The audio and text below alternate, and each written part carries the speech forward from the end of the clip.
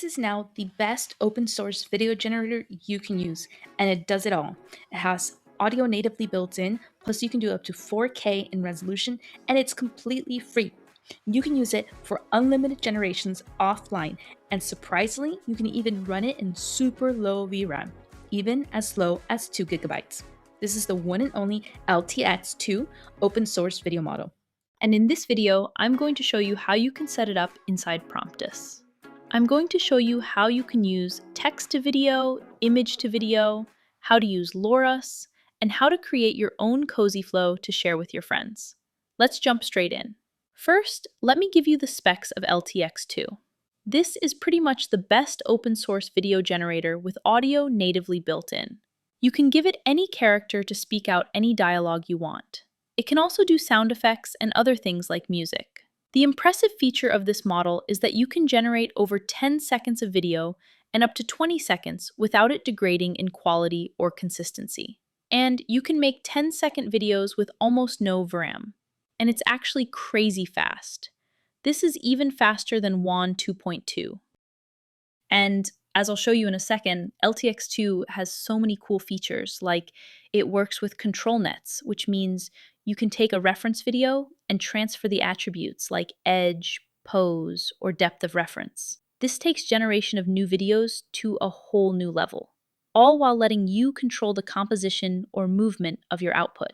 Another really nice thing is that they've released in the documentation the process you can use to fine-tune your own LoRAs. If you're not familiar with the term LoRAs, they're basically small, fine-tuned models for specific use cases. LoRAs can help you control specific things like camera movements or art styles.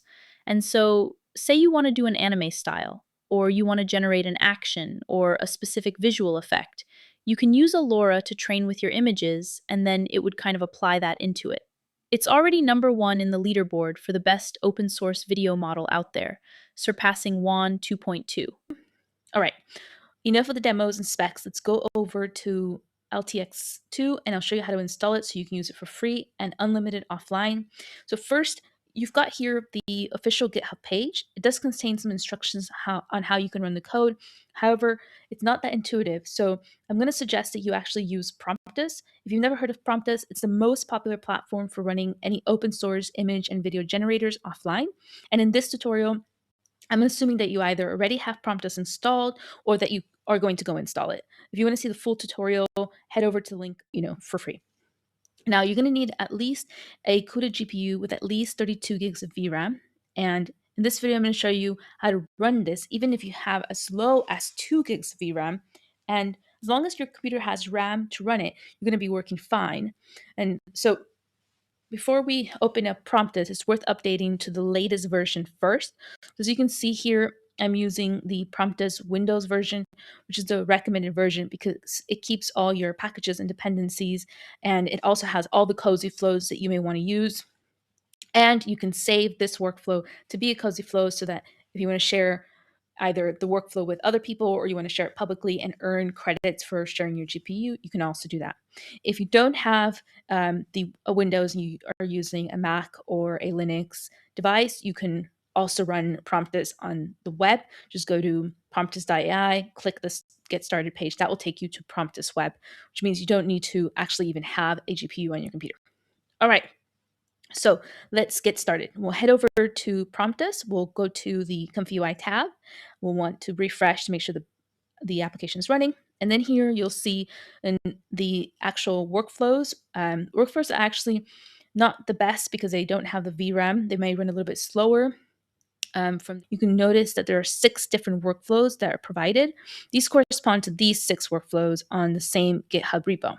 So here they offer 2 image to video workflows. One is using the full model and one is using a distilled model. And they also have 2 text to video workflows, as you can see here. One is using the full model and one is using the distilled model. And they also have this video upscaler workflow as well as this ControlNet workflow, which is actually pretty cool. I'll go over this in a second as well.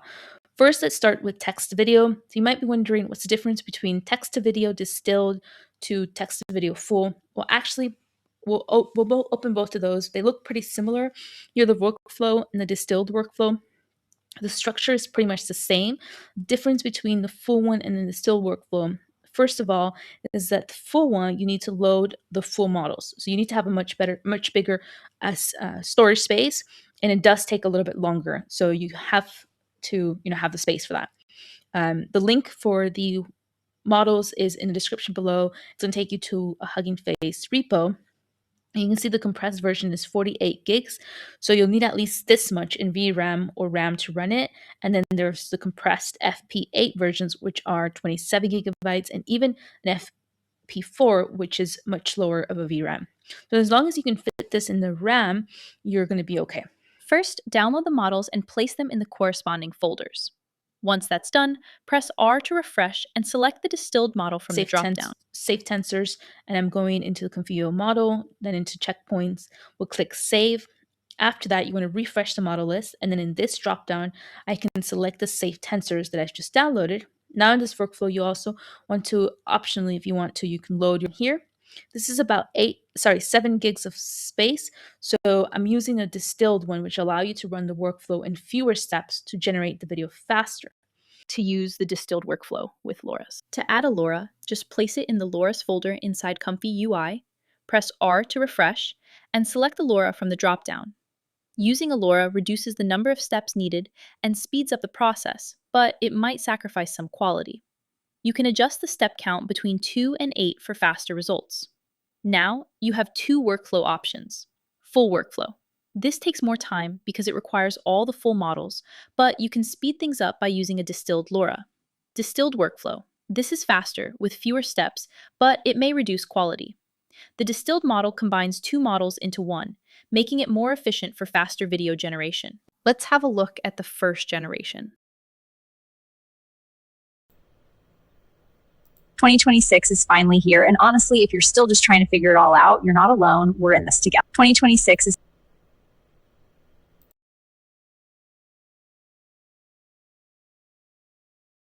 We've covered some acceleration and optimization methods. Next, let's go over how to use LoRas in this workflow.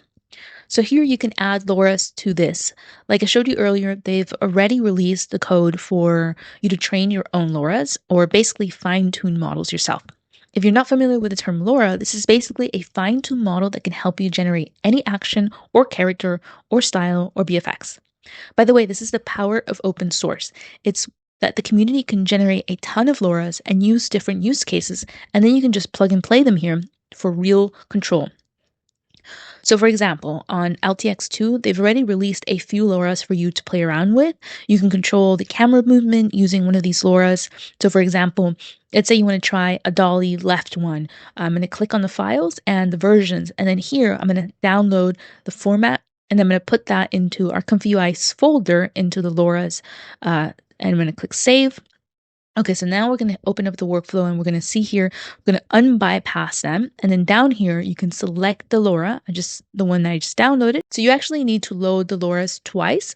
One will be for the pass, and then the second one, it will actually we're going to select the dolly left, which is where it's going to control, this here is where it's going to control the strength and the level. We're going to set this to something like 8. Also over here, they give us some tips on how to prompt this. So we need to be explicitly mentioning how you want the video to look. So what you want on the left shot. Let's see what we get. And there you go. It indeed makes the camera dolly left, and it's showing that it's moving to the left. So you can add this to your workflow, and it's just going to upscale and make your videos that much better. Okay, so next we're going to go over our image to video workflow. So again, we can go to our template section, go to LTX video. You can see there's 2 different image to video workflows. There's a full model and the one that uses a distilled model, which runs a little bit faster. I'm going to use a distilled workflow, and everything is quite straightforward. So for the first card, we need to load all the models, which should be the same as the text to video workflow. So if you need some guidance on how to download these and where to download them, watch the previous section. Anyways, for me, I'm going to click on each of these drop downs and select the ones that I've already downloaded. And then for Gamma 3, I'm going to select this 4-bit one, the model one. And then for this, I'm going to do LTX path. This is just selecting the distilled model up here, and then the same with the one down here. All right, so after all this is done, what we're going to do is we're going to specify the width and the height. So again, we're going to make this a little bit faster. So I'm going to set this to 720 resolution, but this could be up to 4K in resolution if you want. And then the batch size is the number of videos you want to generate at once. For length, this is how long you want the video to be in frames. So 24 frames per second divided by 121 frames is roughly 4 to 5 seconds. And this is where we would upload an image to use as a starting frame. So for example, this image of a woman, and then here we're going to put the prompt and we're going to have her do something with that. All right, so that was again surprisingly fast. That did not take long at all. Here's the video. Let's play this.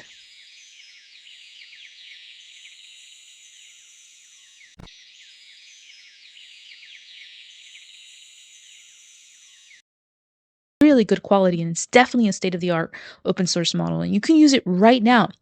All right, next, let's try another example. This time, let's run and see what we've got. So that sums up how you can do image to video on LTX2. LTX2 is an extremely powerful model. It's currently the #1 open source model out there and so good with dialogue and even handling accents and different artistic styles. It can do up to 4K in resolution plus over 10 seconds of video, and everything remains consistent. Best of all, you can run this with like almost no VRAM. You don't need an expensive CUDA GPU to run this as long as you have enough RAM, and this is blazing fast. Like for me, this one's faster than WAN 2.2, and that sums up everything for my video on LTX2. If you run into any errors, in fact, I'm going to run into a ton of errors. Definitely let me know in the comments. Be sure to paste the exact error message that you get, and I'll help you troubleshoot as much as possible. As always, I will be on the lookout for the best tools